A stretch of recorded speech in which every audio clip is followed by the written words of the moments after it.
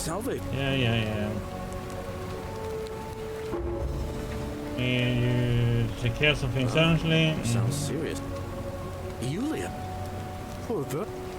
All right, let me. I'll go. Okay, now we're gonna go up here and save him.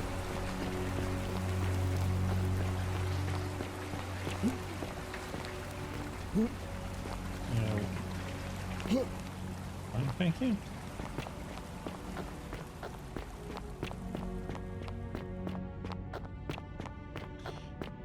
Then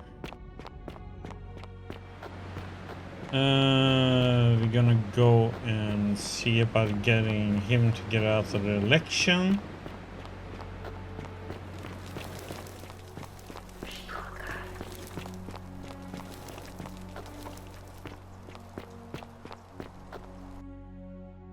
Here.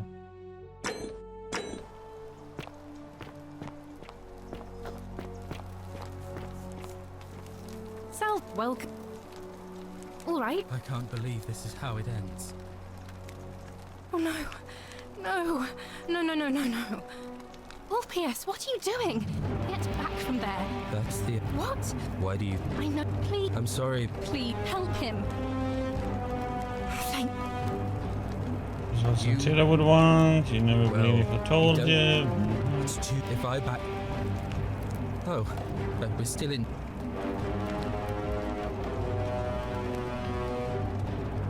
Actually, Really? I do. Wait. So, I guess you'd want me to work for you then. Oh, you will be free. You'd do that for us. A couple of complete strangers. Of course. It seems today we are both blessed. Yeah. This did not turn out how I thought. Thank you, friend. I never thought people like you existed. Here's your money. Thank you. I'll go and pay off our debts immediately. I just wish there was some way I could repay you. But I have nothing but the tunic on my back. I can. Don't worry about it. I'll go and take care of things with Malleolus and tell Yulia the good news. Thanks again, friend. I'll never forget what you did for us.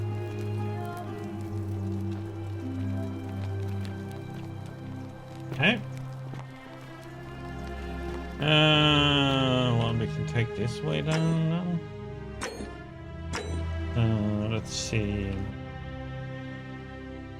Good.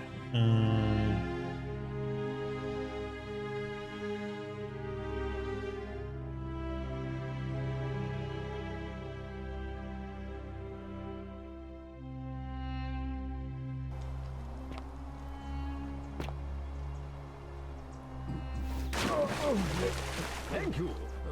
Thank you. Okay, I can't. Oh, because I can't jump down there now because he didn't jump down there. Man. I wonder if I hit it wrong there. Yeah, because it isn't deep enough now.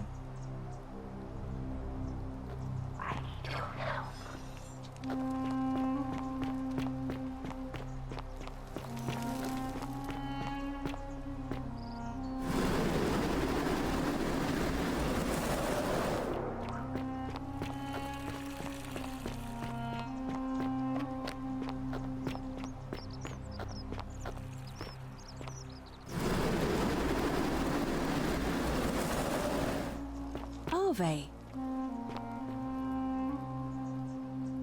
A new face. Can I ask you some question about escaping the underworld? I beg your pardon? Libya was right. We are in the underworld. Oh my. That is quite a lot to take in. You'll have to give me a moment. Let's see. If that is indeed the case, I suppose we'd better figure out what to do about it, hadn't we? We don't have much to go on, except the old stories. I remember 4 in particular about heroes in the underworld. Hercules, the demigod and son of Jupiter. Orpheus. Yeah, we heard this already. And fun. So it... Yep. May Fortune. Has to do with I have to get the plaques.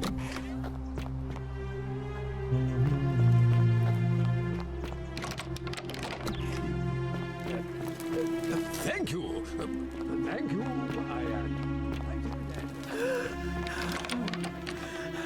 Okay, now comes this part, which is if I picked the wrong thing, I'm just gonna reload this time. Talk.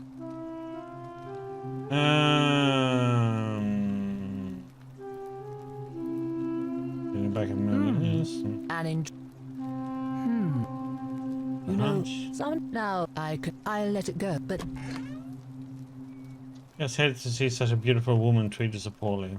oh, aren't you charming? I'm quite sure my husband would seethe with impotent rage if he overheard you say that. I love it. It seems our interests are aligned. I imagine knowing his true identity will give me the leverage I need to manage him appropriately. But first, I need you to do something for me. What do you want? I want you to bring me some wine. Just one small urn should do it.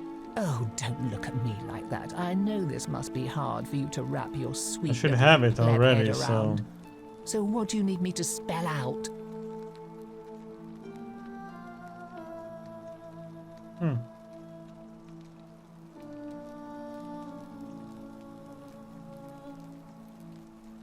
Actually, I don't have any questions. So you'll help me? I have some wine right here. Thank you. Here's the letter. Library in which Malleus accidentally acknowledges his name is Quintius to beloved Claudia. For a time I despaired at the thought of being trapped here for the rest of my life. But then I met you and discovered that as long as I am with you, I'm exactly where I should be. Mere words cannot express my affection for you, and so I will perform a grand gesture in your honor. I will become the city's magistrate, so that I may govern with wisdom and strength with you by my side. Thank you. Now, perhaps you can tell me who Quintius really is. According to this bounty letter from Emperor Nero, he's the person who started the fires in Rome last year. What? He's... Oh no. That's... quite a lot more serious than I imagined. I only wanted some leverage over him, not to destroy him. Not too Give me bad. that immediately. Nobody else must know.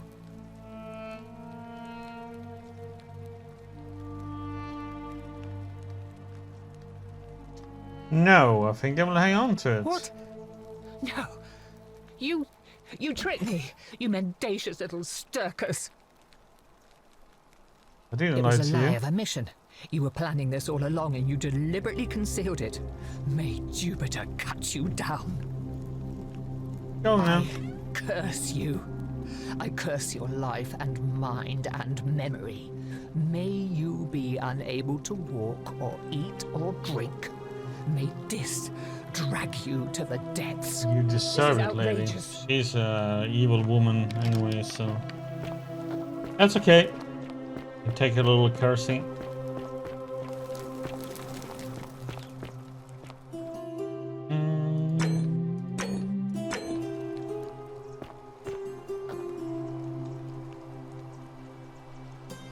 Domitius doesn't usually let anyone in here without a hefty tribute. Want you to withdraw from the election. Are you insane? You bard? Why would I withdraw? Yeah, because I know you're Quintius. Your wife gave me your love letter and Nero wants you dead. So, it finally caught up with me. I suppose that makes you... what? One of Nero's assassins? No, I'm not, fortunately for you. So, you're not going to kill me?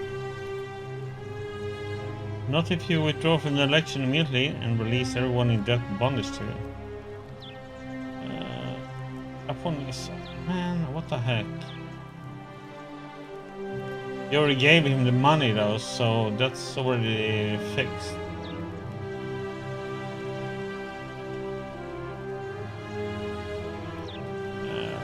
I tried the first one. So much work and money. Oh, well, if I do it, do you let me live? I will. Fine. Ruling this cesspit of a city would have been beneath me anyway. I'll have Domitius notify the priestess of my withdrawal and release those two from debt bondage. There, you got what you wanted.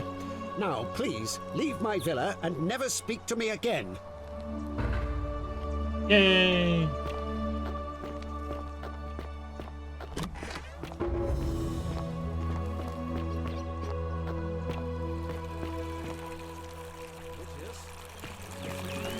Fear is proof of a degenerate mind. It's like the way we're going, I'm not gonna get one of the endings. Or,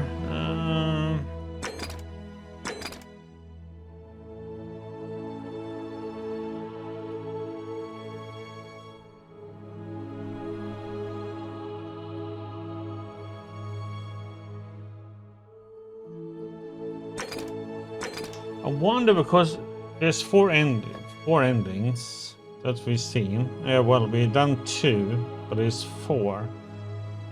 So I wonder what the third one. I see what the fourth one would be is if we go to the at the last plaque and we talk to whoever is up there.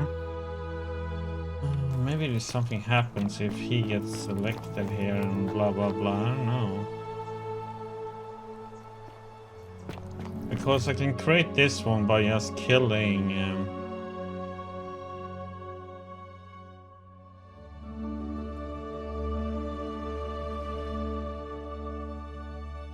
Except Sentius says if I prevent the sin that breaks the golden rule, then he would never create the portal.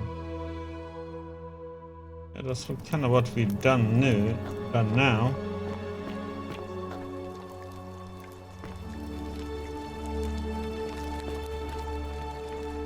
That means we have to wait for the election now.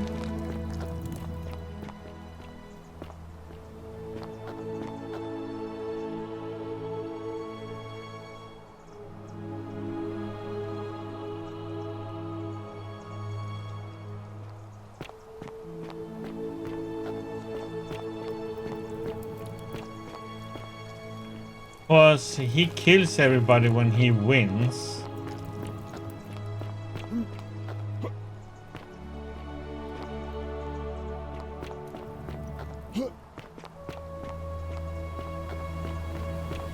But if the election goes through now, I stop the paradox.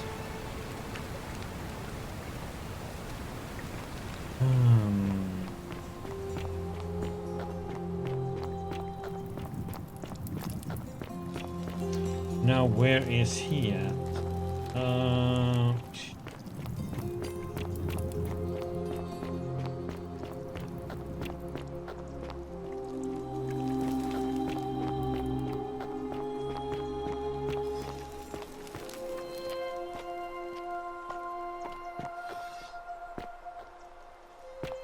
Wish Twitch would get the... They should just ban those words, you know, by followers or by...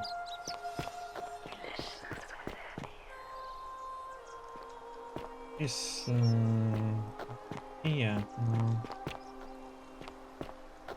That's quite an impressive bow you have there, just like Diana's. You wanna pull its string? Wink, wink.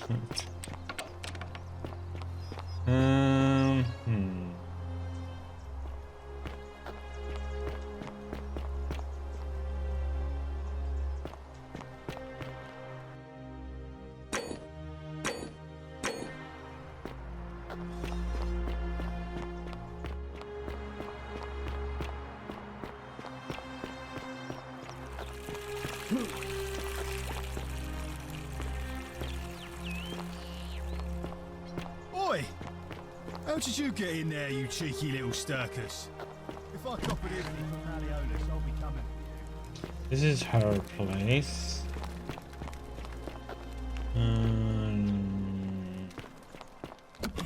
Where is here? Isn't the great temple majestic?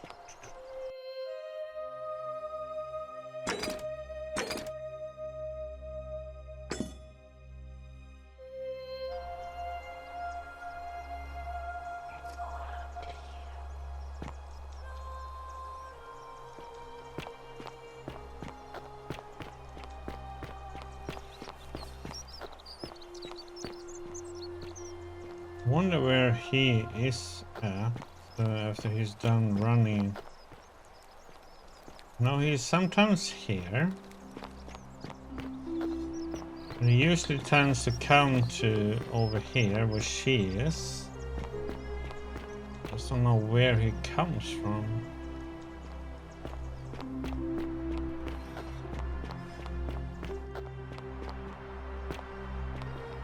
Hey, old PS. You're alive still.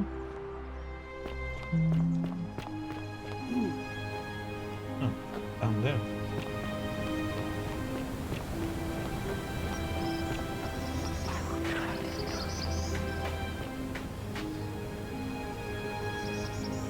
Salve again? How is... You're a bit like Sisyphus. Yeah.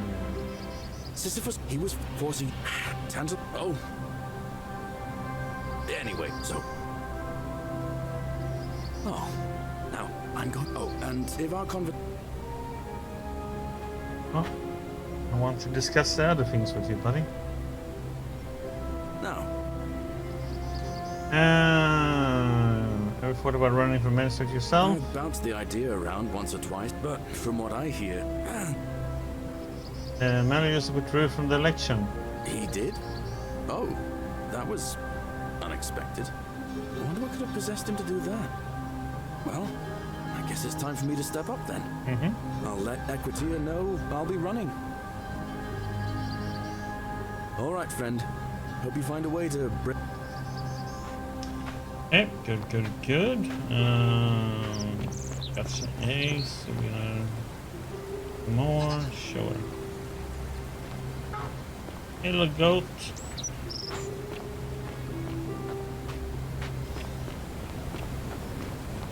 Let's see. Okay, so we got him to... Okay. Shalom. Your You story. mean where am I from and all that? Judea, originally. But when I was a child, I moved to Rome with my family, Romanized my name and spent most of my life in the Jewish district of Trans-Tiberim, across the Tiber from the main city. That's where I was when the fires broke out. Everyone was running toward the river and I, listening to my inner contrarian, ran the other way.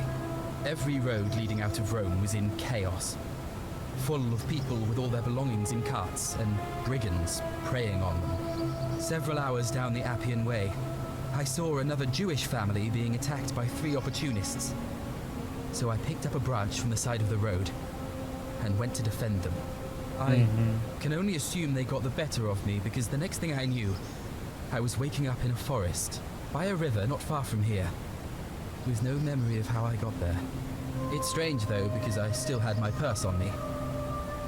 Why would a robber knock me unconscious and throw me in a river, but not take my coins? Good on you for risking your life to help others. A lot of good it did me. Oh, And wait. my family. I sometimes wonder what happened to them.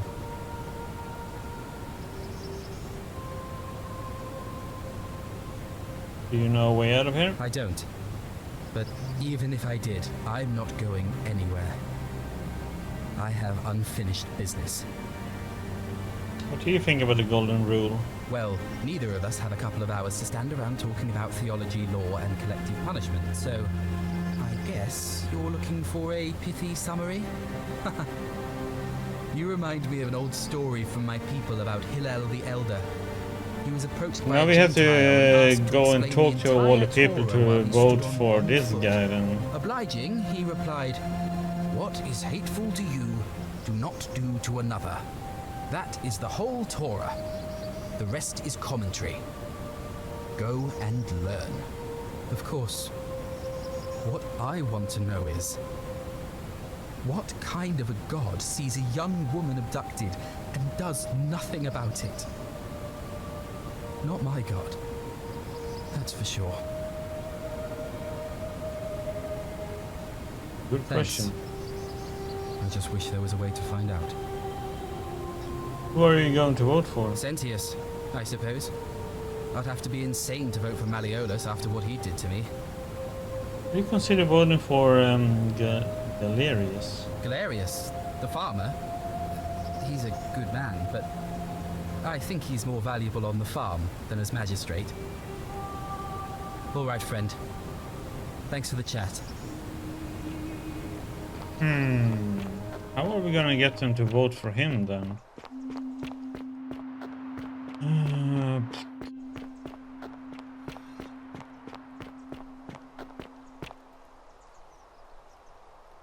Yeah, she doesn't have any voting to do, Ave again.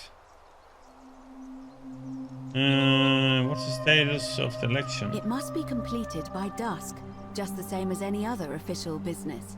It'll be between Sentius, the incumbent, and Galerius, the challenger. Why do you ask? Who's allowed to vote? All of the male citizens who are willing and able to attend, unless they're running, of course. Can I vote then? Well, you're not a citizen yet. So, no, I'm afraid not. But if it's any consolation, there are other ways to influence the outcome of an Oh. election.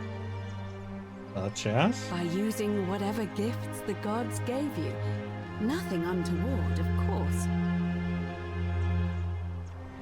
What's your role in the election? I'm responsible for announcing it and making sure the procedures are followed.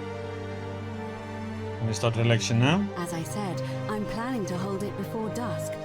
But I suppose I could hold it sooner, if there's a good reason. All weapons are to be tossed into the chasm. Magistrate's orders.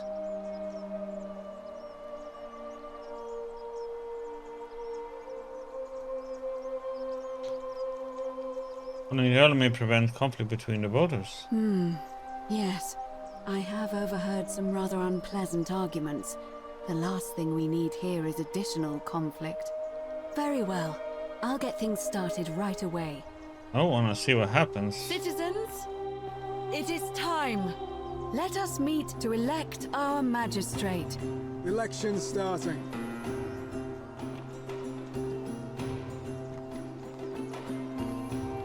Kinda curious to see what happens.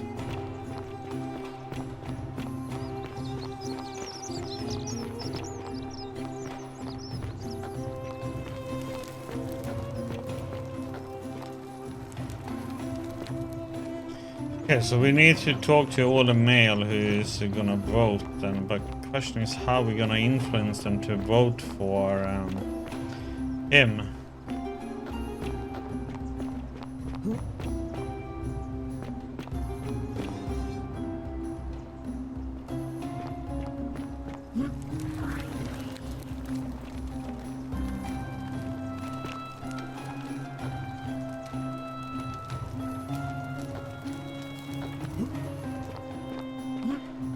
Well, I know where you are. You are in the temple up there, but I need another piece.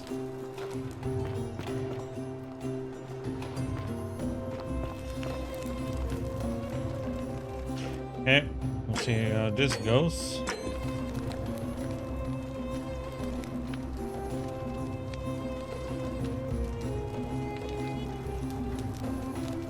Oh, come on, you slowpoke.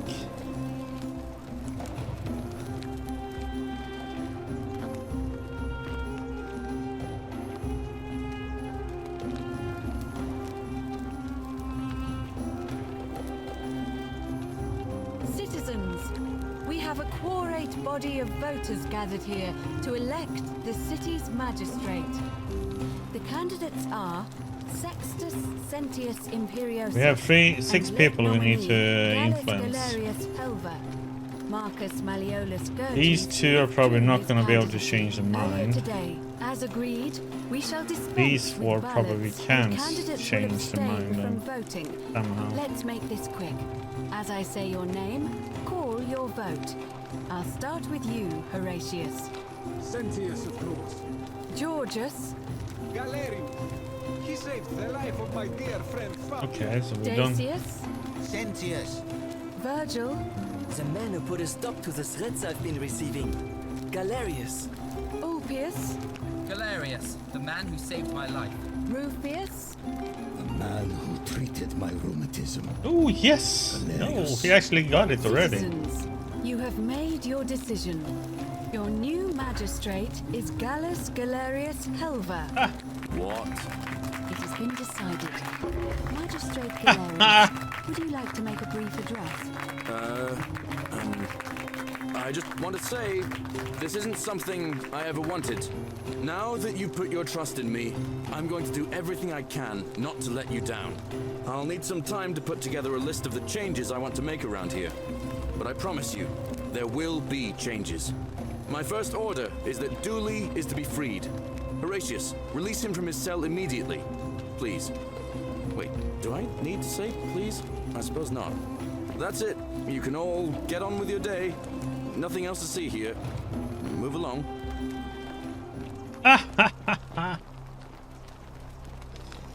Fucker.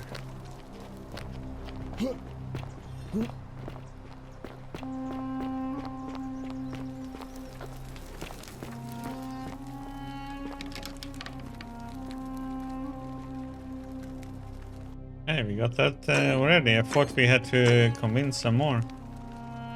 Oh, that's cool.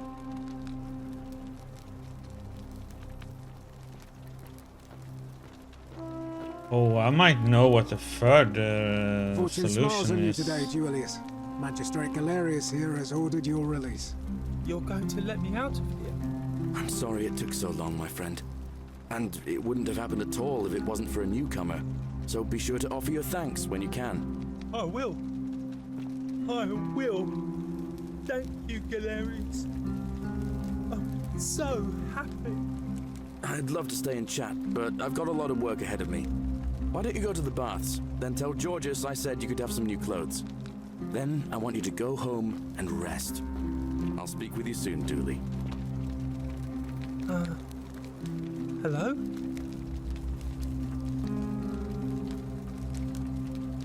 We met before, Dooley. Oh, sorry. I don't remember things so good. Thank you. You're a big helper. I was locked up, but they let me out again. I'm so happy. You're welcome. You can have my shiny plaque if you want, and maybe you can help me find my treasure.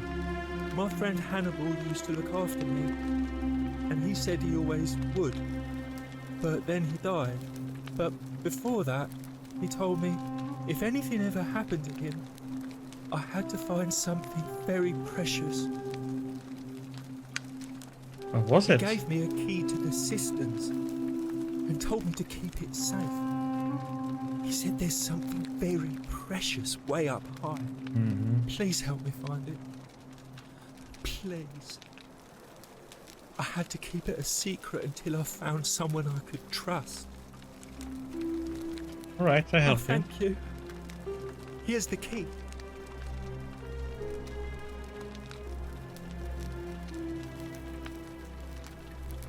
Ah, okay. That's the one. Okay, take item. Hope you find it. In the cisterns. Way up high. Oh, so that's a door behind. Oh, look over there. Something shining. Is it treasure? Maybe it is treasure. I can see it for myself. Letter from Sentius Dooley. So pretty. And it's Magistrate just Sentius Dulius. Writing to you in relation to your incorrigible antisocial behavior arising from your obsession with an alleged lost treasure. I'm sympathetic to your plight and the passing of your guardian Hannibal some weeks ago. The many shall suffer for the sins of the one. What the heck now?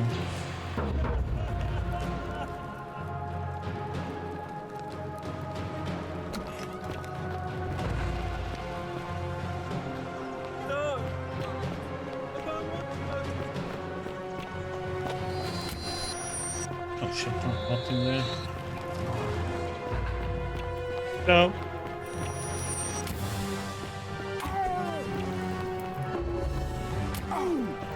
Ow.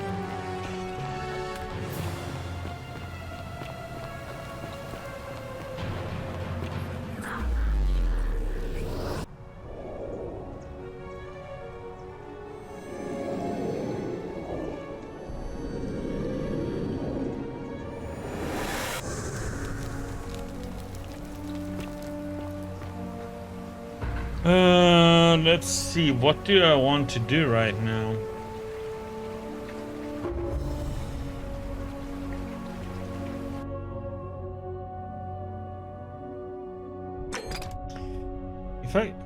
This means if I kill this guy Malleus, it should, because he is the one who creates the sin. So if I stop him, if I kill him, does that mean then I create the paradox, because then the sin never happens? I think.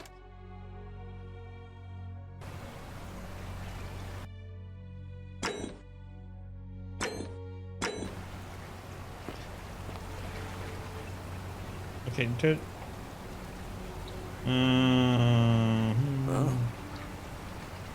Yulia. Poor bird.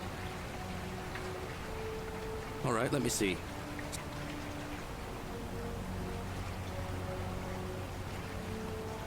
Yeah, you're not gonna do that one right now. I'll go, but once I'm done. Of course.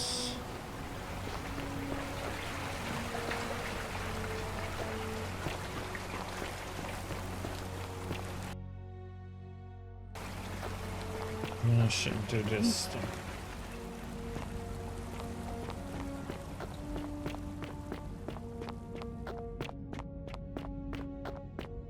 Let's test this.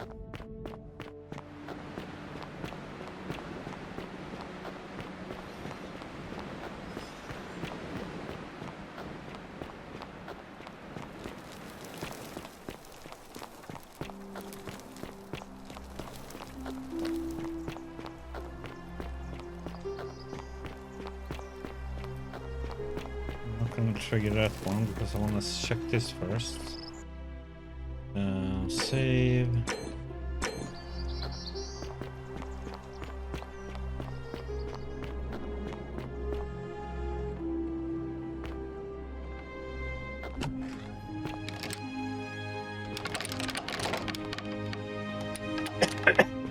She's down here now, right?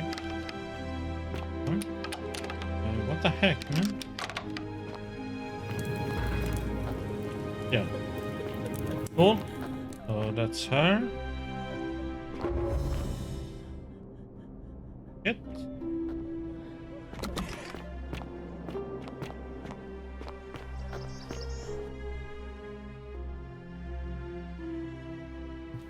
That one done. Good, good, good. So.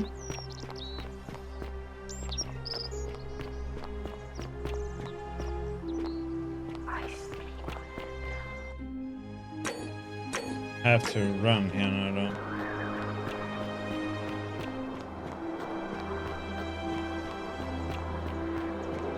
I'm gonna have to start the paradox again, though, because I have something I need to do. Oops. Yeah, it's gonna reset here in a second. Hello.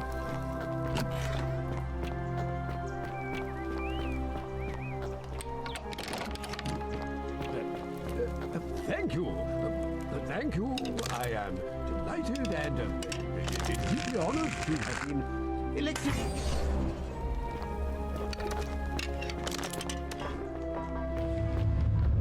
Many shall suffer for the sins of Ah, that didn't do it. Damn it. That would actually... the zigzag not to get hit.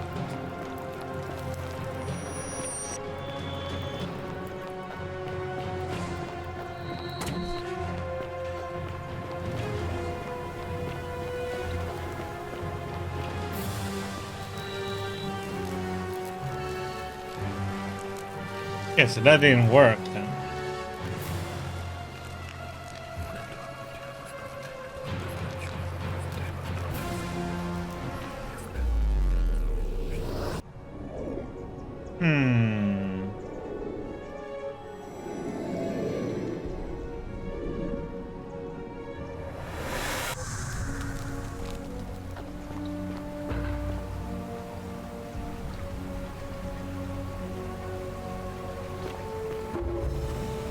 Salve. Oh. Yulia. Poor. All right, then. What? I'll go.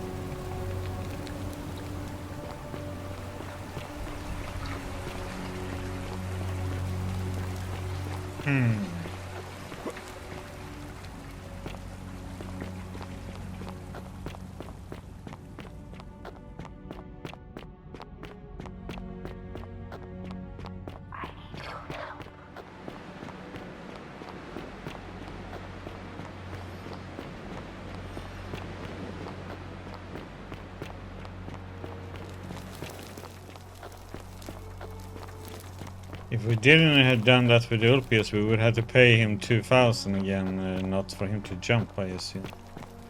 Okay, we're gonna put in the last one here.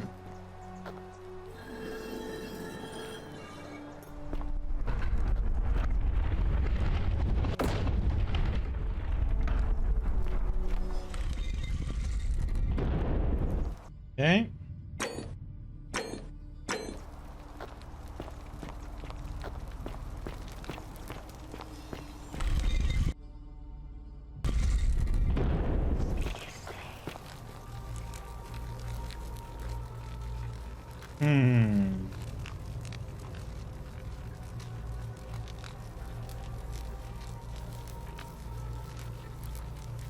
So, which name are we gonna go with? For he has several names now, though. Pluto is the earliest one. Hades, then we have Osiris. But it should be Nergal, right? The first one.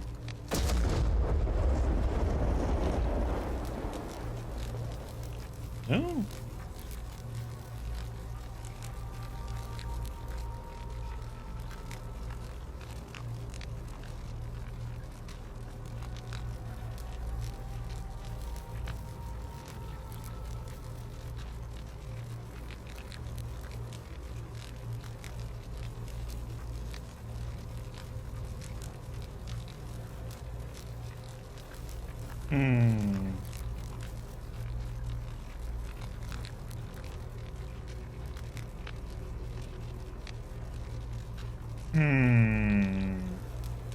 So we are with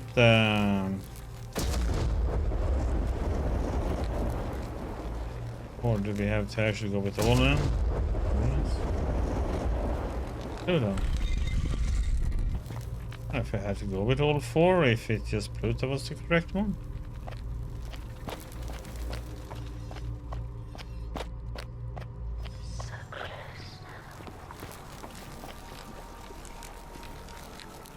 Oh, it goes from one to the next one. Okay, so how does it is now? Okay.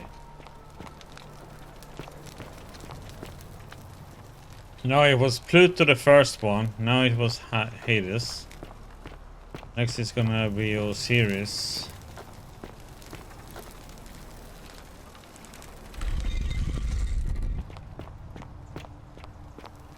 Yeah, we have to take them in order. From the newest to the original. The Nergal, the fierce one.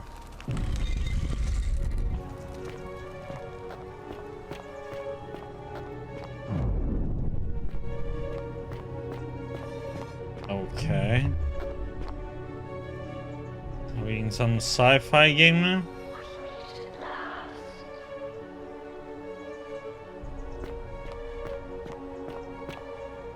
And here you are. Allow me to introduce myself. As you have already gathered, I've been known by many names. Nergal to the Sumerians, Osiris to the Egyptians, Hades to the Greeks, and Pluto to the Romans. But the one constant through it all has been my title, God of the Underworld. And I've been watching you with curiosity, mortal, ever since your arrival. You are unlike the others, aren't you? And what is more, you carry a weapon that was never intended for mortals to wield, and you do it so brazenly. But there will be time for your reckoning later. First, as a reward for undoing the desecration of my obelisk, I will allow you to satisfy your curiosity. Ask what you will. What's your story? My story is many thousands of years long. You will need to be more specific. What do you wish to know?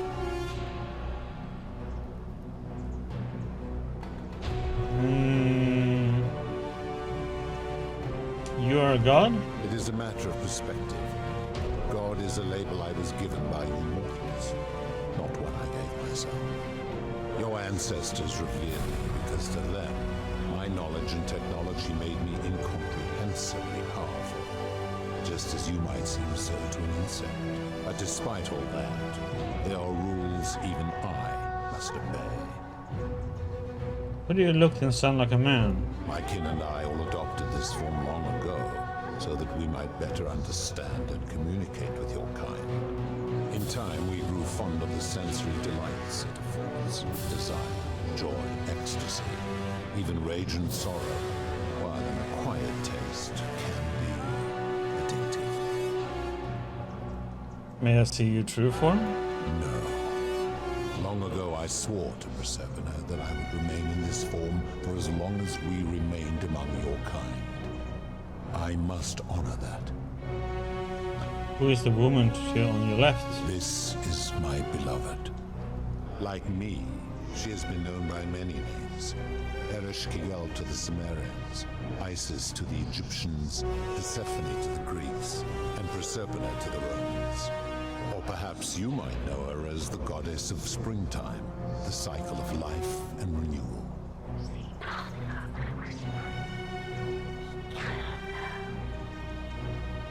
Your gaze lingers too long. Who's that on your right? That is my servant. You would have met by the river, though she wears many faces and goes by many names. Kumutubal to the Sumerians, Kirti to the Egyptians, Charon to the Greeks, and Charon to the Romans. Her role is to ferry souls between the mortal world and this one, and to make their transition as seamless as possible. For that, she earned herself the infamous, if erroneous, moniker, the Ferryman. You will talk more later. For now, ask your questions. As you wish. What is this place? It has come to be known simply as the Underworld, and it exists because of a wager I made long ago. What was the wager you made? That is a long story, one that began over 3,000 years ago and continues to this day. You see, long ago my kin and I set out from our home on Elysium to search for other forms of life among the stars. We discovered your planet and witnessed your kind evolving from primates into something lawless and barbaric. You all but destroyed yourselves, your 2 short lives being extinguished by violence and ignorance and disease. Yet Proserpine saw raw potential in you, and persuaded the rest of us it would be squandered without our intervention and stewardship. So we revealed ourselves to your people in a place called Sumer. We offered guidance in agriculture, toolcraft, and law, and you called us gods. For a time you flourished, but soon you were too many for us to oversee. And as you spread from that cradle of civilization, we saw something disturbing. We had sown the seeds of dependency and confusion, and soon you returned to your old ways of violence and ignorance, this time in our name. My kin had seen enough, and gave up on your kind, condemning you as barbaric and chaotic, scarcely more than animals. We began preparations to return to Elysium, our home world, a utopia unspoilt by conflict and unimaginable in its beauty. But my Proserpina could not bear to abandon your kind without guidance, and knowing it would force the rest of us to leave it behind, she made an extraordinary sacrifice. She gave up her immortality to descend permanently to the ranks of humankind. And so she began her inescapable trajectory toward death. Horrified, I acted swiftly. I placed her in suspended animation in a deep frozen sleep to prevent age and sickness from claiming her. And then I pleaded with Proserpina's father, who the Romans called Jupiter, to bring her with us to Elysium. It was and is my hope that once there, we might one day learn to undo what she has done to herself. But he refused. I did everything I could to persuade him, but he would not relent. He would rigidly uphold his final pronouncement. Humans were unworthy of ascension to Elysium, and no exceptions would be made. But seeing that I was aggrieved, he proposed a wager, the terms of which were as follows. If even one human city could prove itself capable of living without sin for a single year, then Proserpina and all of humanity would be permitted to join us in Elysium. My part would be to remain behind, the last of my kind, to watch over you without interfering, and to sit in silent judgment. And so my reward has been to languish here, enduring a 3,000-year winter, waiting for the day your kind proves itself worthy of her faith in you, so that I might take her with me to Elysium and unthaw my goddess of springtime. And here I am, after all this time, still waiting. Who are you, kin? There were also gods who, like me, have been known by many names, but perhaps you knew them by their Roman names. Our leader, Jupiter, as well as Neptune, Saturn, Juno, Minerva, Mars, Venus, Apollo, Diana, Vulcan, Vesta, Ceres, and of course, my beloved Proserpina. We built the city. As the first wave of your kind arrived from Sumer, I had them build a city in their own fashion, so that they might be comfortable and recreate their lives here.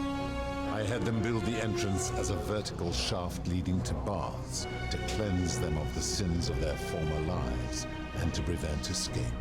I watched wave after wave of Sumerians arrive, and as their civilization declined over the centuries, they were replaced by Egyptians.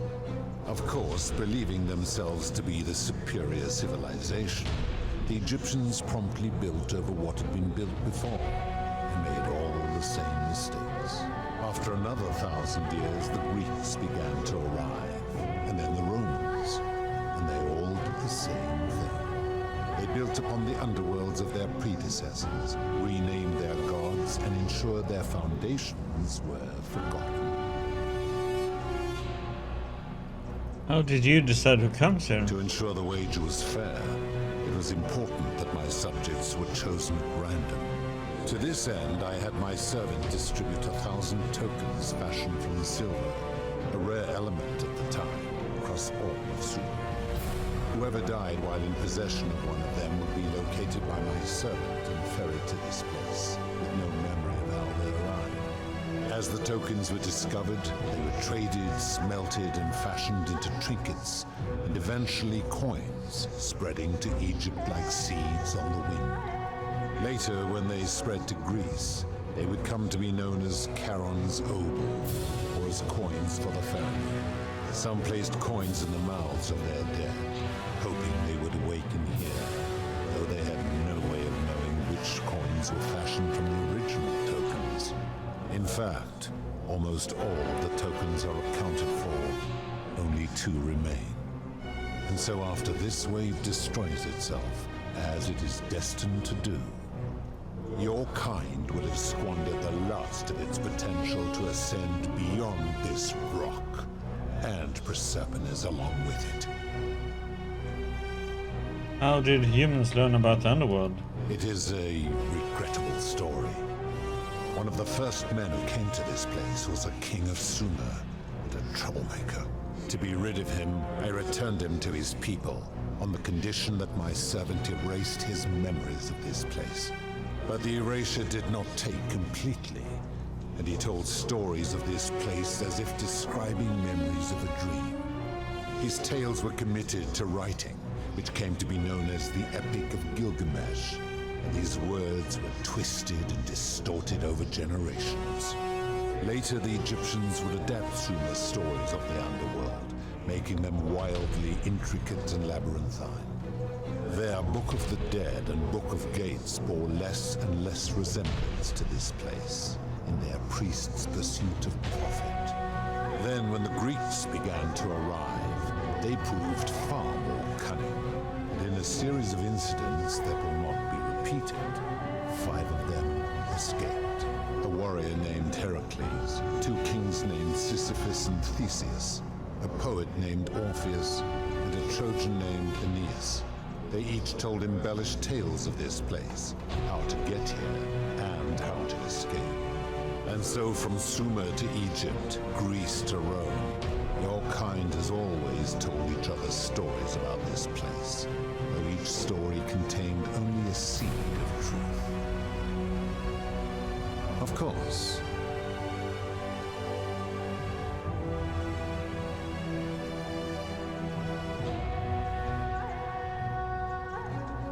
Okay, you're responsible for the Golden Rule. That is merely the name your people have given to it, but yes, it is my doing.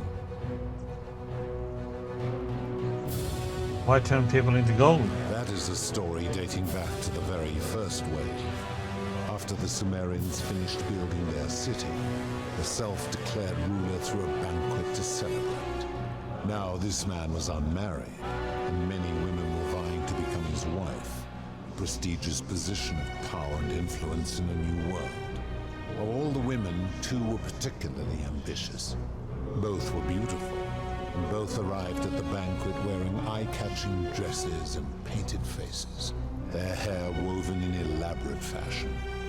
The first woman, recognizing that she would require an advantage to win the ruler's affection, draped herself in jewelry, ornate necklaces, bracelets, and rings fashioned from gold. Seeing this ostentatious display, the second woman grew envious, for she had no such jewelry at her disposal. She prayed aloud to any gods that would listen to cover her in gold, and when her prayer went unanswered, she took matters into her own hands. While the others indulged at the banquet, the second woman summoned the first for a discussion in a quiet place. She checked that nobody was watching, and pushed her rival from the top of the ziggurat, where she broke her neck on the rocks below. But I was watching, and I decided to answer her prayer. I took the golden bow left behind by Diana, and I shot that woman in the heart, covering her from head to toe in a layer of molten gold. And I left her to stand there, that she might serve as a grim reminder of what befalls those who sin in my domain. But that was not enough, for the entire city was tainted by her sin, and the wager could no longer be won. So I had no choice but to wipe the slate clean. I gilded them all, to make way for a new wave, and began the wager again. And to this day, each of them, and all who came after, line the halls of this city, inanimate but conscious, suspended in time with only their sight and hearing preserved, so they may bear witness to and lament the folly of your kind for eternity, as silent golden sentinels. You're responsible for destroying all these lives. I give your kind a second chance at life, as well as ample warning about my law. And when you disobey, and you always disobey, you force my hand, bringing terrible suffering upon yourselves. And so you ask if I am the one destroying your lives. And I say, no, you destroy yourselves. I am merely the means by which you do it. Where did these golden bows come from? When my kin departed, they left behind many relics which I inherited. Consolation prize of sorts.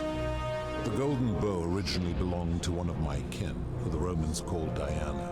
As my collection of golden statues grew, I chose the most ferocious among them, and equipped them each with a duplicate of her bow, and tasked them with hunting down the Forsaken at my behest.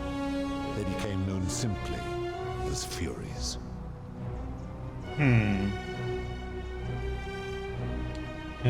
What do you consider a sin? I've always considered that the cornerstone of morality is the ability to determine right from wrong on one's own. No attempt to lay out rules like your Code of Hammurabi or your 12 Tables of the Roman Republic can ever cover all possible scenarios. This should come as no surprise to you, since the core principle has been expressed in many forms by many of your civilizations. The Egyptians made a rudimentary attempt with do to the doer to make him do. The Greeks refined it with avoid doing what you would blame others for doing. The Roman Stoics added, treat your inferior as you would wish your superior to treat you. Even the so-called cultists hiding among you often say, do unto others as you would have them do unto you. It is the simplest of concepts, and each one of you is born with the faculties required to apply it to any situation. Yet none of the peoples who expressed this rule were able to uphold it. Curious, is it not?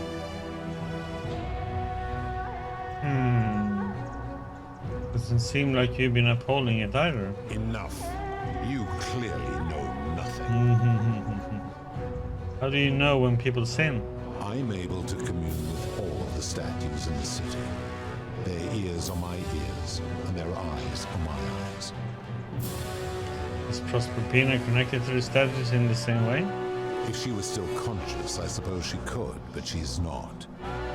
Why do you ask?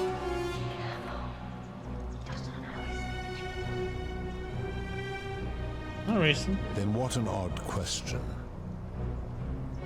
I've seen some terrible things here that you didn't consider a sin. How could you let them happen? Do you plan to speak in sweeping generalizations, or are you going to give me an example?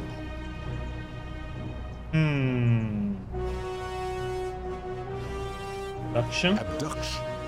You mean the magistrate imprisoning his daughter in the cistern, I take it. He did so because she sought to escape. A sin I take particularly seriously. Better that he stops her from escaping, albeit brutishly, than I have to wipe out this entire city to punish her. Wouldn't you agree?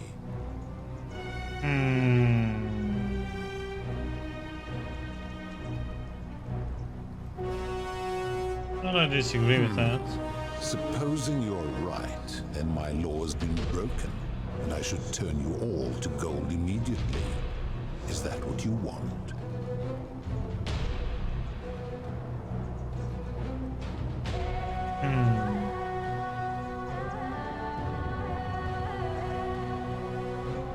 Of course not, never mind. Now tell me, what other sins do you believe I have overlooked?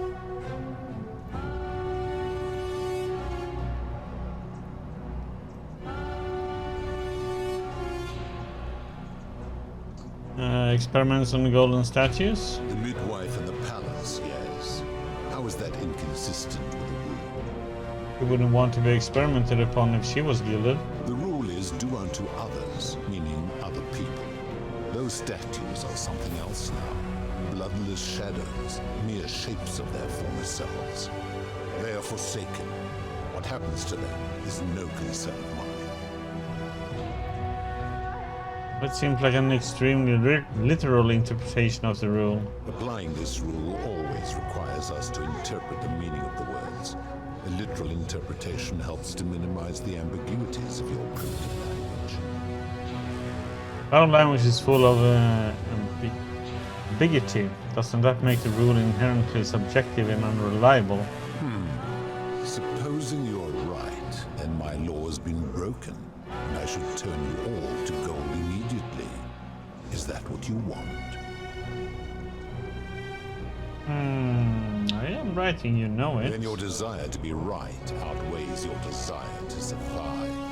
You will make a fine statue.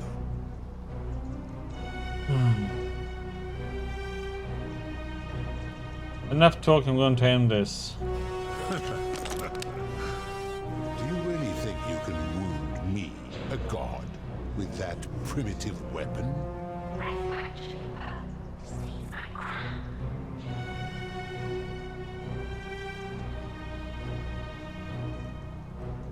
You may be immortal, but your beloved isn't. How dare you threaten her? This ends now. The many shall suffer for the sins of the one. You will suffer eternal torments.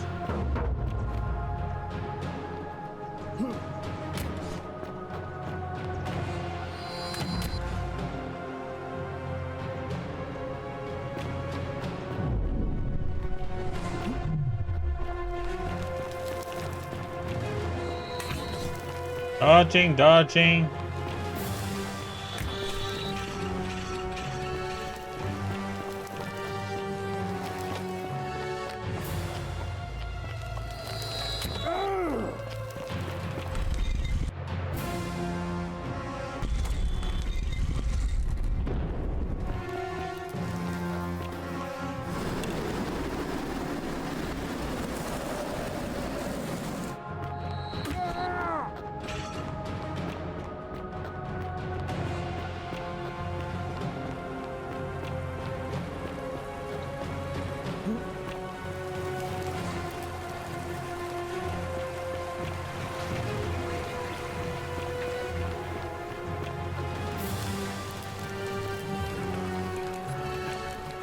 Yeah, exactly.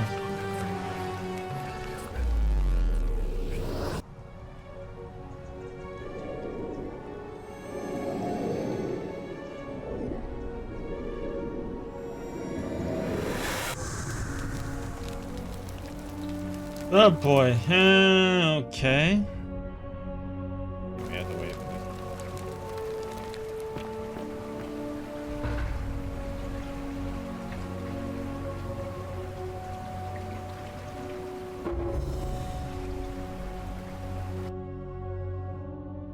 Okay.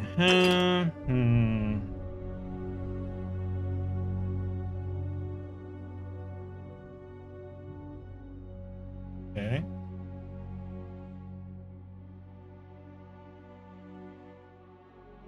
Oh, we have to go and talk to him.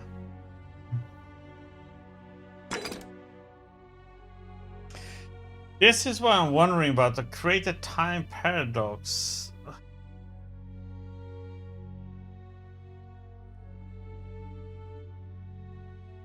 This, I only see this one happening if the voting goes through and he becomes the leader.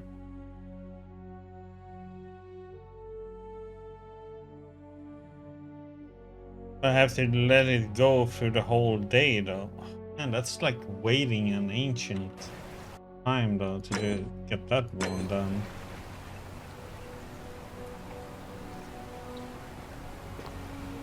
Yeah, we need to go and talk to the philosopher. Salve, friend. Oh. Yuli. Poor. All right, let me. I'll go. Yep.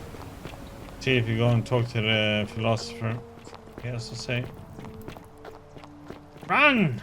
Run with the wind. You, Sisyphus, attack or pursue the stone.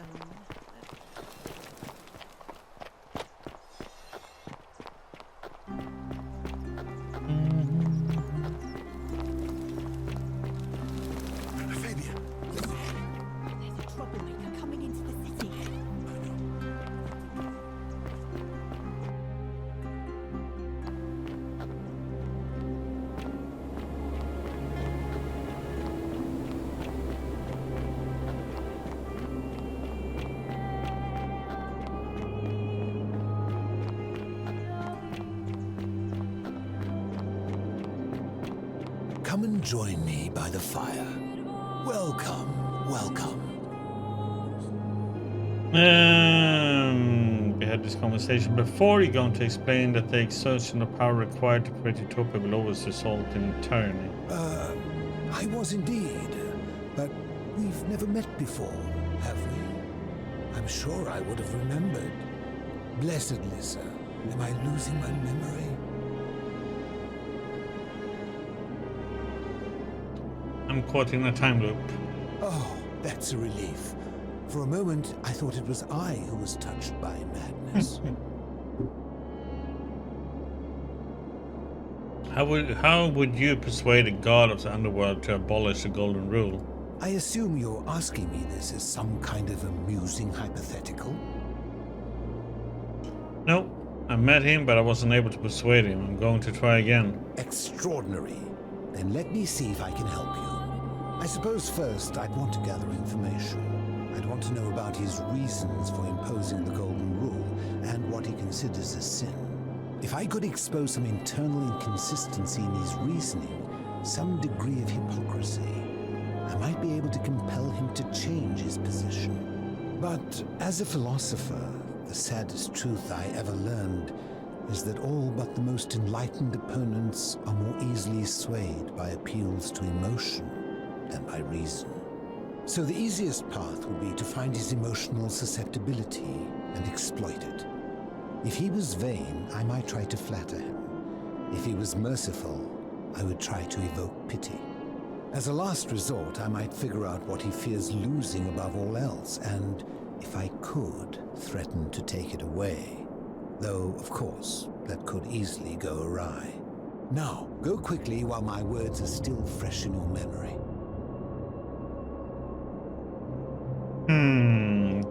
Okay, so that means we need to just come up with the crown that we have. No, no.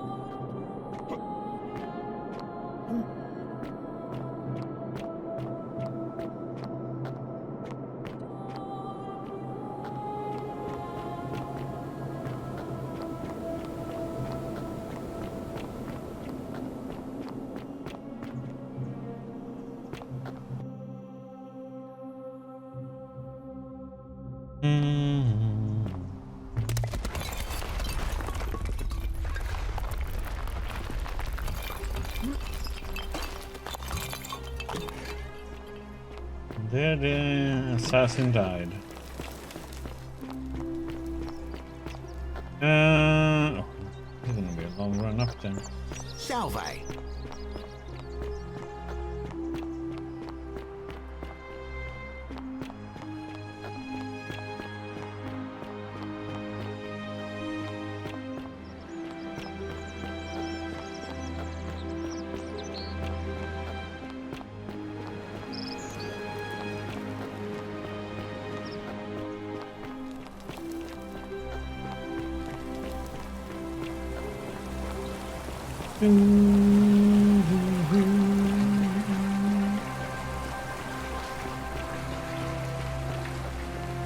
Zoom, zoom, zoom, zoom, zoom, zoom. Oh, I could have run the other way around, of course. Temple.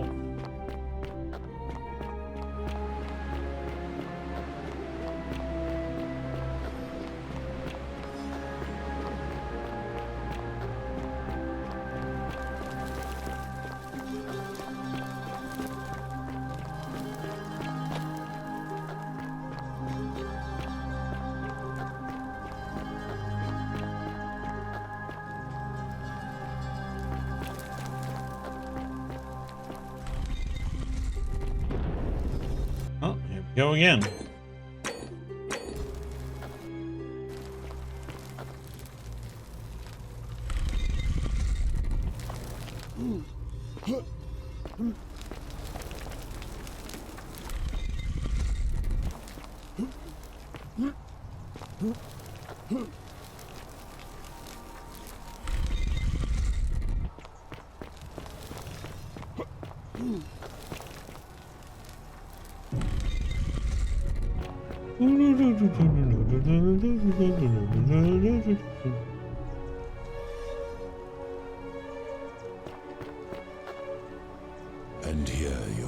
Allow me to introduce myself.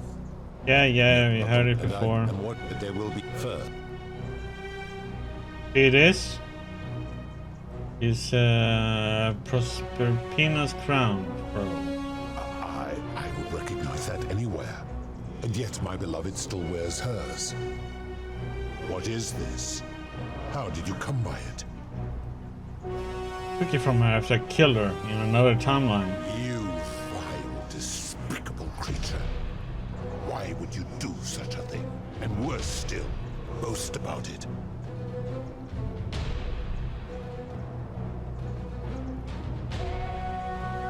I didn't want to kill her, but if you don't put an end to the golden rule, I would do it again.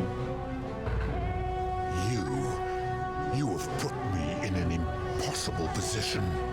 If I refuse, you will murder her. And yet, if I agree, I will lose my wager and return to Elysium humiliated and alone.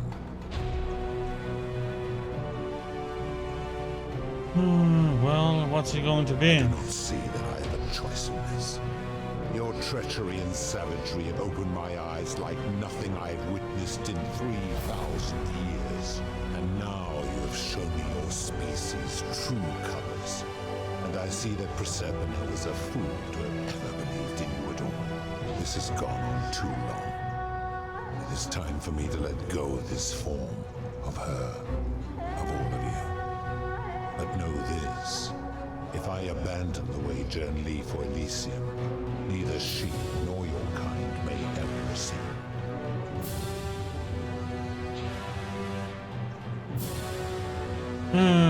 We just want to return to the world. Very well. I will have Charon make arrangements to ferry the others. But as for you, be aware you will be separated from the rest. Why? Once this exodus begins, the events that brought you to this moment will never have taken place, and you will have created a paradox. Okay. What will become of you is difficult to predict, but that is the risk you have taken by interfering in the natural flow of time. Now, are you ready? Sure. I'm ready. You had best pray our paths never cross again, mortal.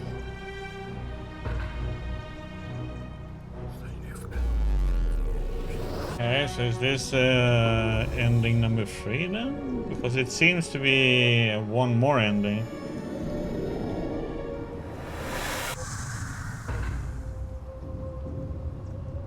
Yeah. 4? We'll see what it says. Oh. Hi there. Gave me a bit of a fright. Thought I was in here alone. I'm Al. A Warframe, I can find you. Here I am. I'm sorry, I didn't catch your name. I'm Gloria. I was hoping you would know who I am. Who you are? Oh, to that lady? I'm very fortunate. Apparently, they believe that if even one person sinned, an unknown god would cast them all into gold, like the 1,000 people who'd lived here before them. Then, one day, just as Galerius had finished praying for a good harvest at the shrine of Proserpina, an oracle appeared and told him how to solve the ills of the city, like saving the life of a dying woman, preventing the suicide of a man in debt bondage, freeing a falsely accused prisoner, foiling an assassination attempt, and so on. Meanwhile, the oracle walked up to the temple of the mysterious god, this one right here, and demanded an audience, and the doors just opened up to him. Nobody knows what went on in there, but Galerius wrote the oracle must have been more persuasive than Odysseus. I wonder if he letting the assassin go is one. The ground shook, and the voice of that god rang out over the city. The many have suffered long enough. Unfortunately, Galerius' account just sort of stops after that, leaving a lot of questions unanswered. What became of him, and the other people who lived here? What happened to all the golden statues? And did this mysterious oracle single-handedly undo the curse that had terrorized people for hundreds of years? Actually, that was me. What? Oh, I see. For a moment there, I thought you were serious. Anyway, I think I found a way out through the aqueduct that brought water into the city. Follow me. Right behind you. Actually, get it. Nope. Oh yeah, that's this part again. You're running to the... I'm gonna pause here for a moment. Yeah. Good idea. You go on ahead. He's putting up a warning. That's the second ending. The same as this one so far. A bit different shatter. You're back. But you're alone. Does that mean you didn't find Al? Found him, you'll be here in a moment. What a relief. Thank you so much. I was beginning to think you'd both become trapped in there. Why don't you tell me what you discovered while we wait? I discovered you're not who you said you were. I remember meeting you 2,000 years ago. Ah, I see. Mm-hmm. I thought you might. Well, now you know. I suppose you have questions. Who are you really? You can just call me Charon, if you like. I am sorry I was not completely honest with you when we first met. I do not enjoy deceiving people. Believe me, I do not.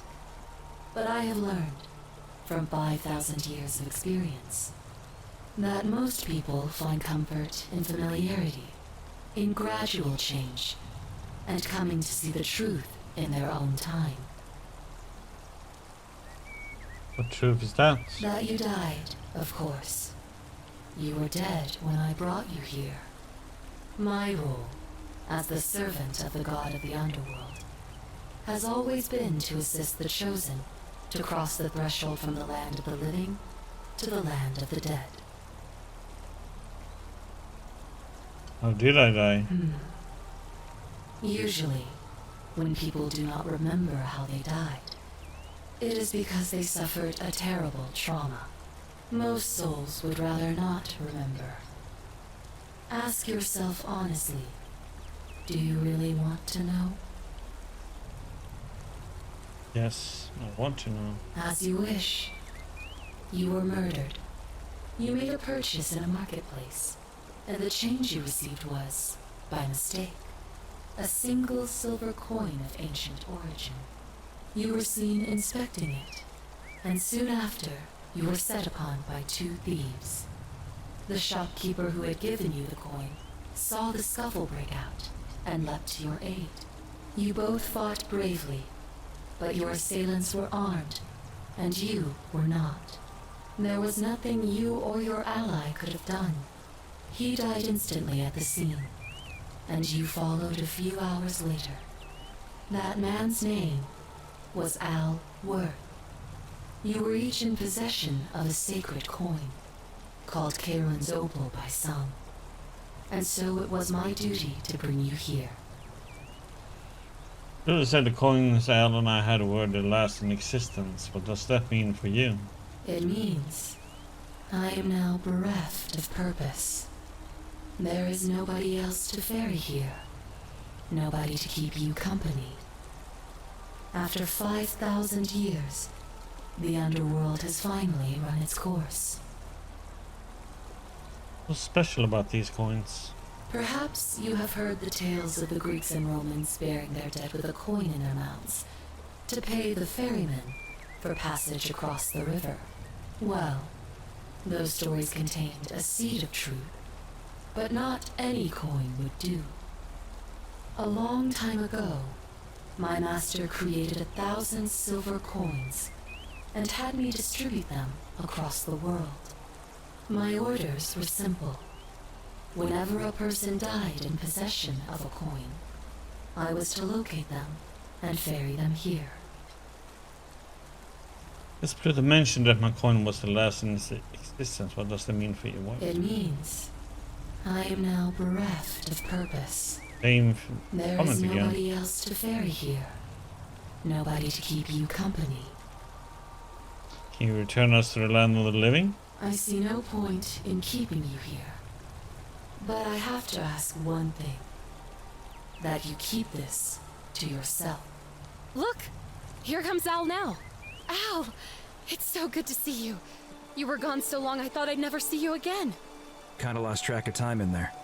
You wouldn't believe what we found. The ruins of a long-forgotten city.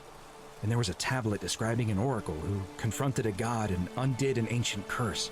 Sounds like quite a story, and I look forward to hearing all about it. But you two look exhausted. Why don't you hop in my boat and rest while I ferry you back to civilization? Sounds good to me. And you? Are you ready to go home? Right, Karen. Ferry us home.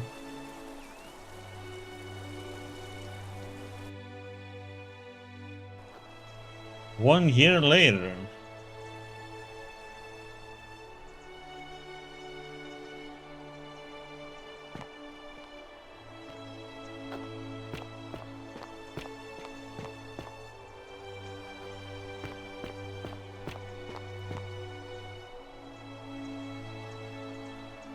Hey, you made it. It's great to see you again. After everything you've been through, I thought you might appreciate some good news. So after we got back to the real world, I started doing some research into the people mentioned in Galerius' tablet. And I found something strange. I'm sorry I've been so cryptic. I've been dying to tell you, I just really wanted you to see this for yourself. Why don't you head on down there? I'll catch up with you at the other end.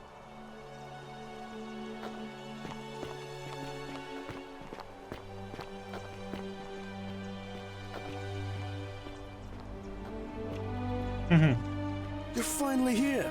Remember me? Galerius, what are you doing here? It's a crazy story. After you disappeared, Karen appeared and told us she was returning us to the world. Even gave us some coins to help us start our lives over. Only, for some reason, she returned us to your world instead of ours. Anyway, I know we only ever had that one conversation, and I wasn't even sure if you'd remember me, but I wanted to say thanks for freeing us from the underworld and giving us a second chance at life.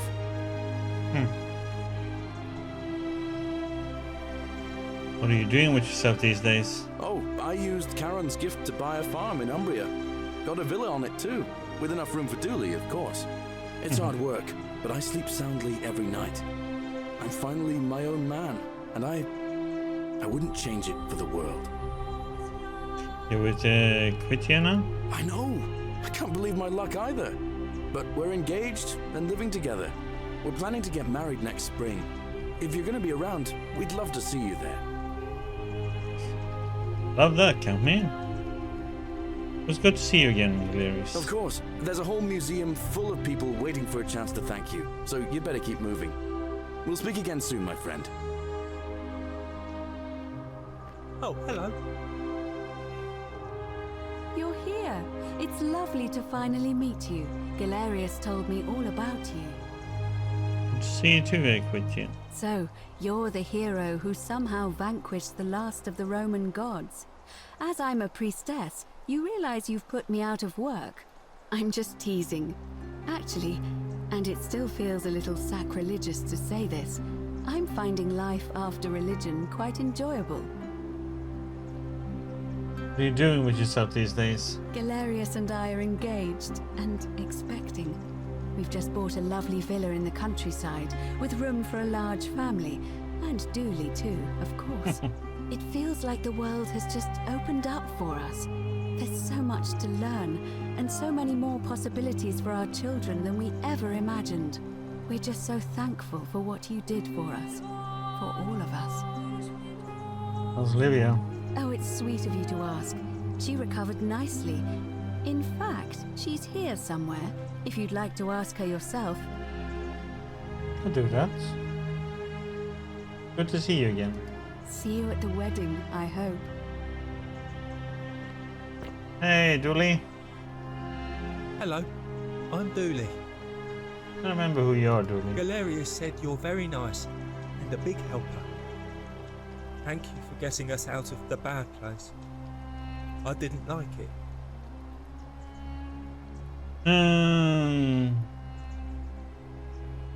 What are you doing with yourself these days? I live at Galerius and Equitia's house.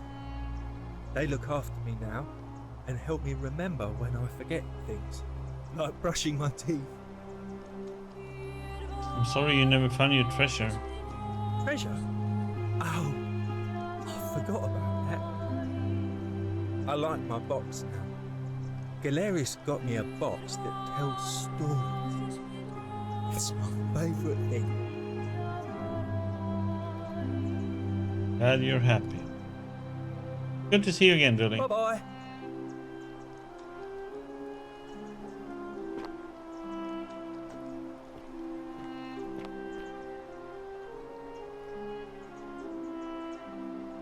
You're the Oracle, right?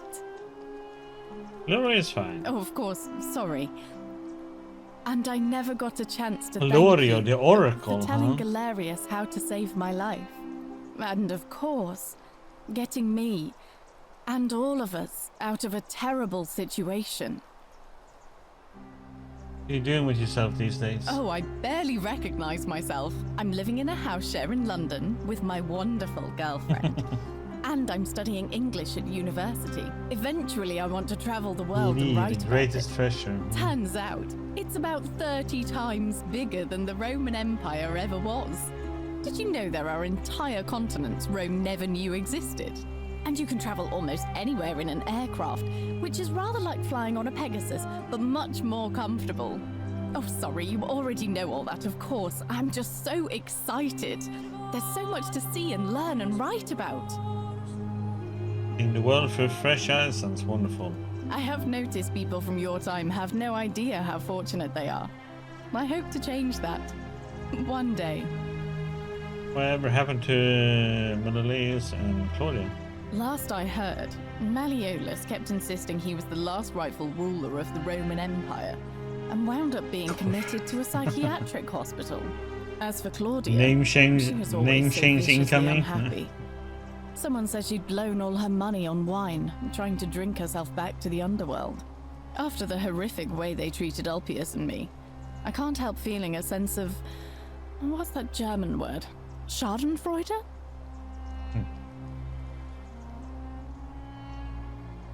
Sounds like they got what I was coming to, though. I couldn't agree more. Whatever happened to Aurelia? Ugh, someone told me she was boasting about getting her claws into some rich prince, and how she was going to be living the high life from now on. Even in your time, life still isn't fair. Apparently, he'd proposed before they'd even met. And last I heard, she'd bought herself a first-class one-way ticket to join him in some exotic place called... what was it? Nigeria? Some people have all the luck. A Nigerian prince. Don't worry, something tells me she's going to get what she deserves. As the Oracle, I foresee terrible disappointment in her future. Really? Huh. I feel better already. Thank you. It was good to see you again, Lydia. You too! If you're ever in London, let me know. We can go to bars and drink wine and listen to the stories of the 9 million people who live there. I'll take you up on that. I hope so. Please. You are here. It's nice to finally meet you. Hey, Lucretia. Lucy is fine. I'm making an effort to blend in, as you can see. We are all trying to keep a low profile. If the world knew we died 2,000 years ago and were suddenly brought back to life 12 months ago, they'd never leave us alone. Speaking of which, I wanted to say thank you in person. I'd say the gods smile on you, but I hear you drove the last of them off. So what are you doing with yourself these days? I'm studying to get into medical school. As much as I resented the responsibility of keeping everyone in the city alive, when it ended, I realized I missed it. So I guess I'll just keep saving the world, if begrudgingly, one patient at a time. Good to see you, Lucy. You too. Don't be a stranger. Hey. Cheers. Hi there, I'm Horatius. Hi, Horatius. I understand we have you to thank for giving us a second chance at life. And reuniting Centilla with us as well. Hey. So, thank you. So what are you doing with yourself these days? I'm living up north and studying in the military academy in Modena. I'm going to be an officer one day. The world's changed a lot. But some things stay the same. Would you believe we're still studying military tactics from my time? Alexander the Great, Caesar, Hannibal Barca. Still, I have to keep challenging myself to let go of old ways of thinking and embrace the new. As Seneca wrote, the ones who pioneered our paths aren't our masters, but our guides. I'm sorry you never got to see your girl again. Ah, you remembered that. Thank you. I grieved for a time, but that's done.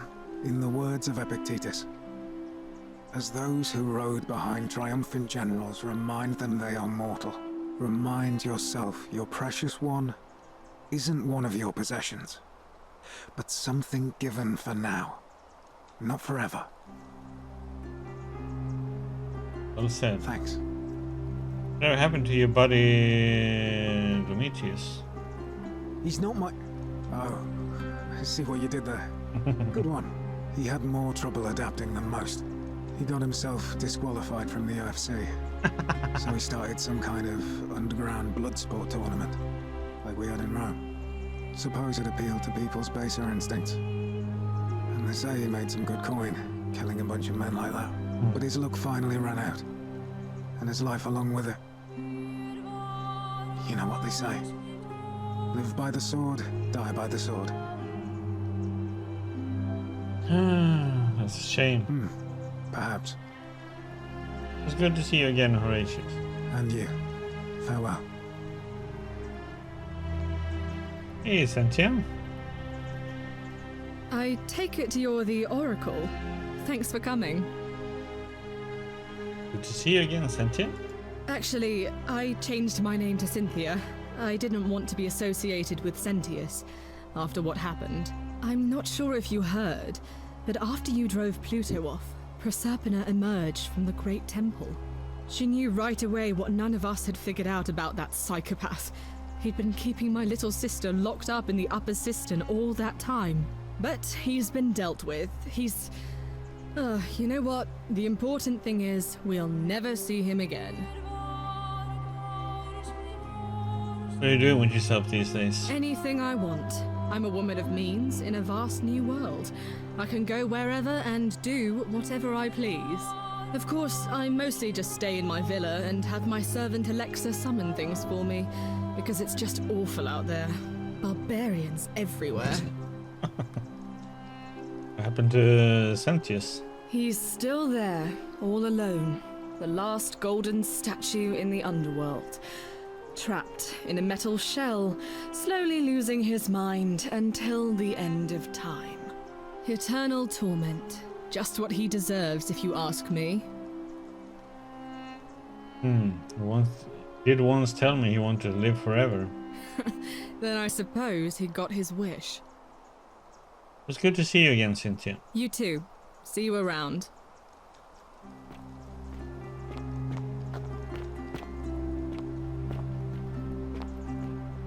Hey, Georgius! Hello. Talking to you, lady. Greetings. You must be the legendary Oracle. It is a sincere privilege to finally make your acquaintance. I am Georgius. Good to see you too, Georgius. I am told we have you to thank for freeing us from Hades, and for that, I am most grateful. What are you doing with yourself these days? I am reacquainting myself with Greece. It has changed so much over the last 2,000 years, I barely recognize it. This is at once heartbreaking and thrilling. Perhaps one day, once I have seen all of this new Greece and sampled her delights, I will settle down in Santorini in a villa overlooking the Azure Aegean Sea. I hope you will join me there and regale me with the story of how you faced off against the fearsome god of the underworld and won. Good me there. Good to see you again. Boris. You too, my friend. Hey, Fabia. You're the one we've been waiting for. I'm Fabia.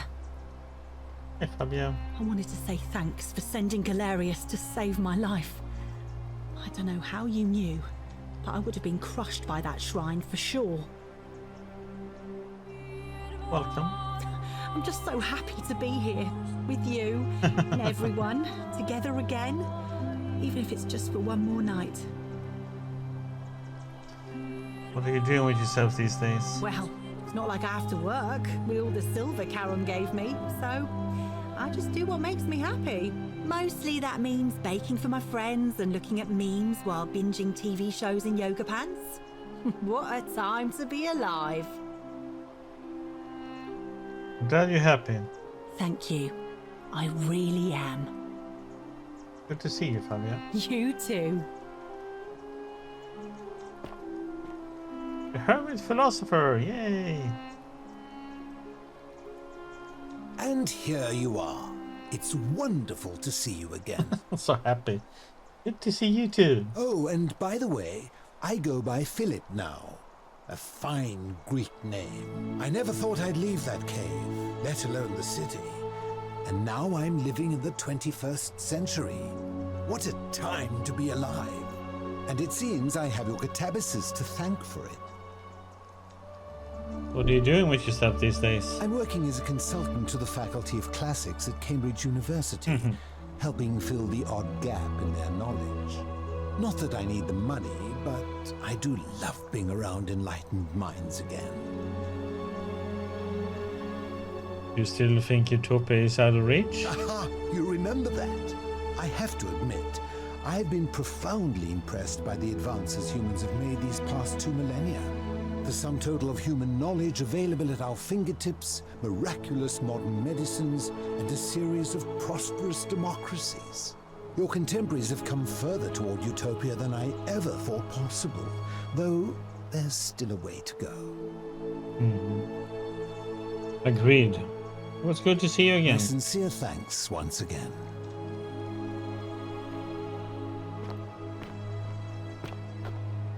Fabian. Oh, hello. It's lovely to meet you. I've heard so much about you. You too, Octavia. I'm thankful that you're here. I was sure the person who drove off the last pagan god would have more important things to do than visit the likes of us. But thank you for coming and for saving our lives.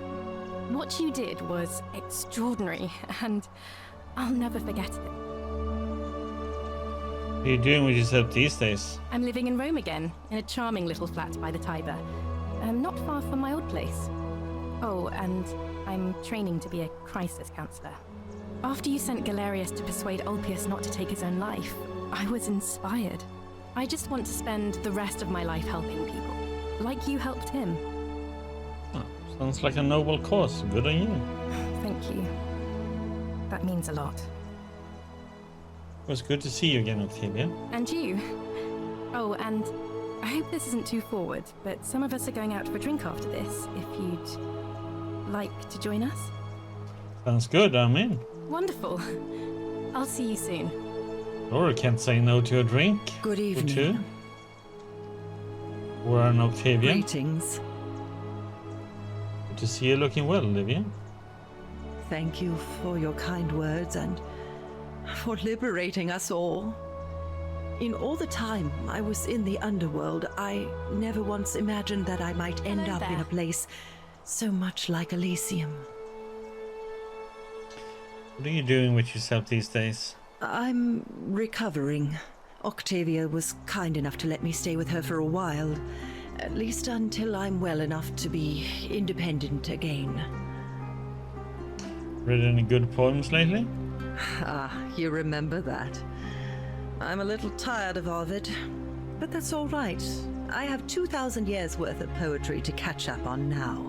I'm already up to the 19th century, and am quite enjoying the work of a fellow named Poe. I think I may have found a kindred spirit.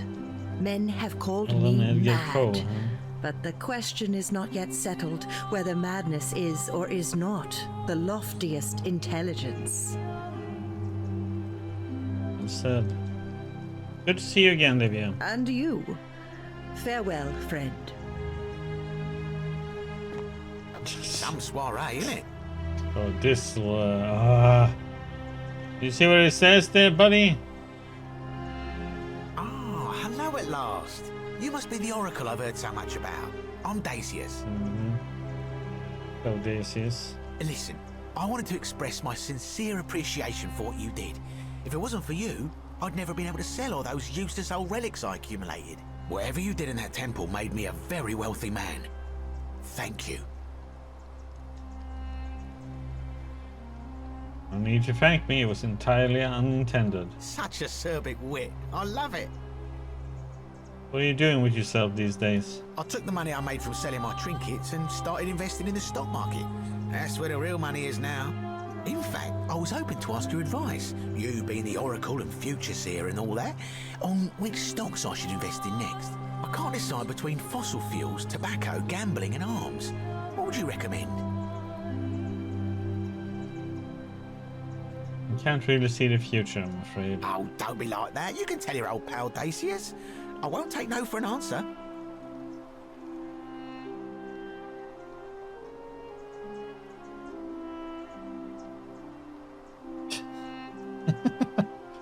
Yeah, which lie are we gonna go with?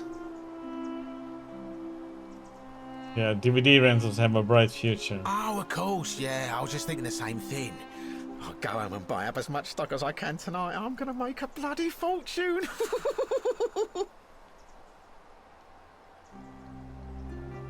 Going now. Of course, don't let me keep you. Thanks again for the tips, my friend.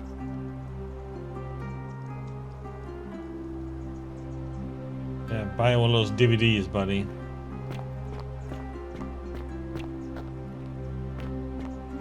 Hey, Kabash. It is an honor to finally meet you, Oracle. It's Kabash? You know my name. Oh, of course. You are an Oracle. You know many things. I too would like to offer my thanks for releasing us from that place. Calorio the Oracle, huh? Calorical, as you said. Truly wondrous. What are you doing with yourself these days? For a time, I returned to Alexandria, but they have no need of another fisherman, and I came to see there is nothing. Well, he deserves to be going broke. Instead, I have decided to follow the custom of your youths and backpack the world.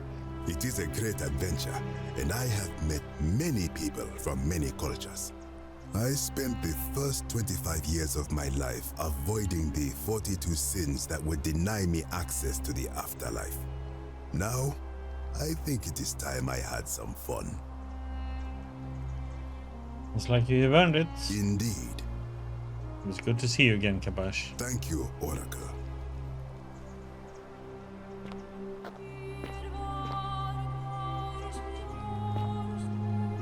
Hello there.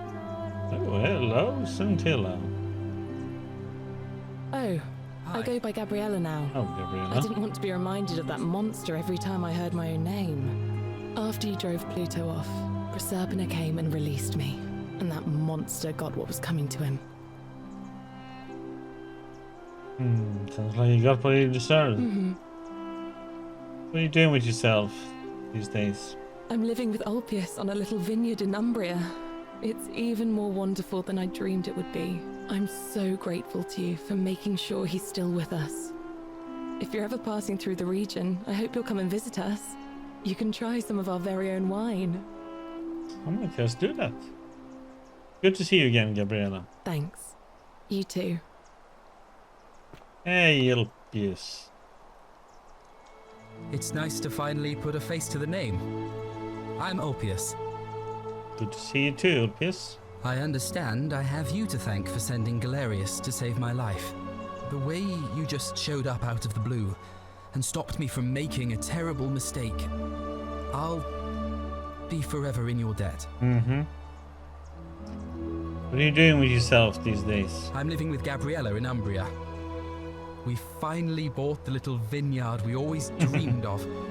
It'll be a little while before we know what we're doing, but every day I look at her and this extraordinary new world with all its beauty, and I think, what if I'd given up hope? and missed out on all of this. So we're living each day to the fullest. And we end them all the same way. Sitting together on our terrace with a glass of our wine, which the locals say is almost drinkable now. And watching Almost the sunset drinkable? over the rolling hillside. And I couldn't be happier. I'm glad you're happy. Thank you. I wouldn't be here without you. It was good to see you, Ulpius. You too. So now we headed to soldiers, I guess. No, well, I don't know. Both of them. Nice to meet you. Good to see you too, Rufius. I go by Rufus now. New start, new name. Oh, and thanks, by the way, for what you did. Sorry, I'm no good with the mushy stuff.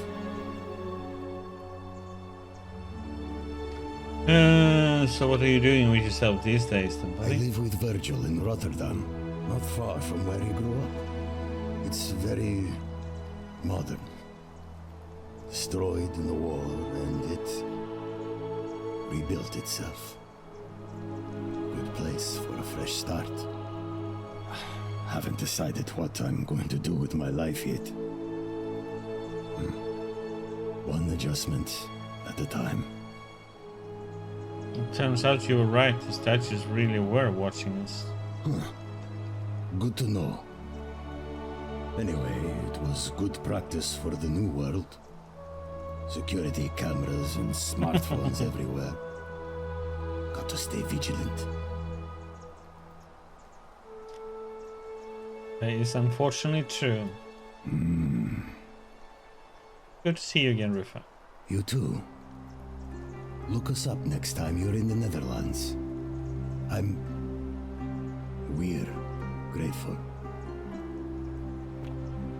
Hey, Virgil. It's so nice to finally meet you. I've heard so much about you. Good to see you, Virgil. I wanted to thank you personally for getting us out of there. And for helping Rufus come to terms with himself. He may come off a little gruff, but once you get past that, he's a lovely fellow. So what are you doing with yourself these days? I'm studying to be an architect again, and living with Rufus in our beautiful flat in Rotterdam. Just down the river from Nijmegen, where I grew up. Of course, it's improved immensely since I was there last. Gleaming futuristic buildings and clean streets full of educated, accepting people. You natives of the 21st century have no idea how fortunate you are. It was good to see you again, Virgil. You too. As Rufus said in his own laconic way, if you're ever in the Netherlands, we'd love to show you around. It's the least we could do. Just take you up on that.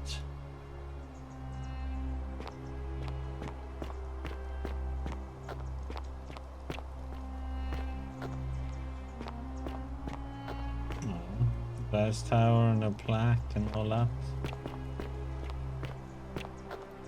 The stuff ended up in here.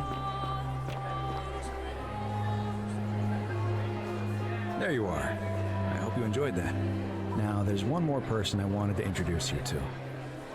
I think you know her. Sorry if I frightened you. Just a little joke I've been saving for a long, long time. I recognize that voice. Allow me to introduce myself properly. I am Proserpina, former goddess of the cycle of life and renewal, and now a regular mortal. I wanted to meet you in person, and thank you for freeing all these people, and me. I hate to think what would have happened to us without your intervention.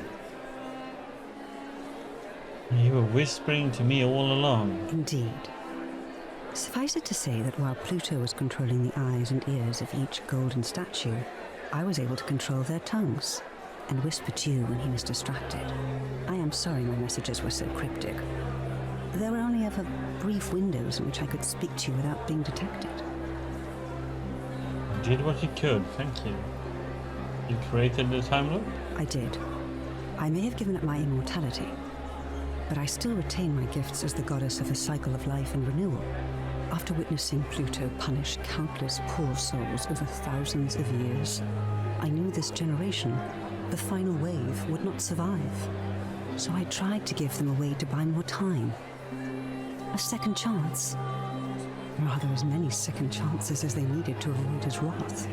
So I whispered to Sentius in secret, telling him the prayer required to create a portal in my shrine. I knew the danger of humans being corrupted by godly power, and so I put a safeguard in place. I required the creator of the portal to sacrifice their own life, so that it could only be used selflessly to help others. What I did not anticipate is that Sentius would retain his accumulated memories from each previous day, and as a veteran soldier, he had long since shed his fear of death. He quickly discovered that he could, in effect, prolong his own life indefinitely by exploiting the cycle. Of course, once I had taught him the prayer, I could not unteach him, and there was little I could do but wait for someone like you to come along and see him for what he was. We were all fortunate you came along when you did. What became of Pluto? I don't know what happened to him. I haven't heard from him, and I rather hope it stays that way. What became of Karen? Oh, she inherited dominion over the underworld. Last time we spoke, she was working on a new world of some kind. She wouldn't say what it was, but I'd be surprised if you don't run into her again. I imagine we all will, one day. It's nice meeting you. And you, although it feels like I've known you forever. Oh, and one last thing. Do you remember all those golden statues scattered throughout the city? Of course. Good, because they remember you. Well done, my friend. Of all the heroes who ever journeyed to the underworld and returned, none came close to achieving what you did. Hercules, Orpheus, Theseus, and Aeneas would be proud.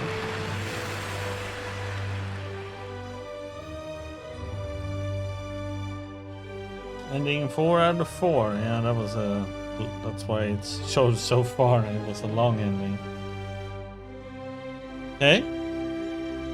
So,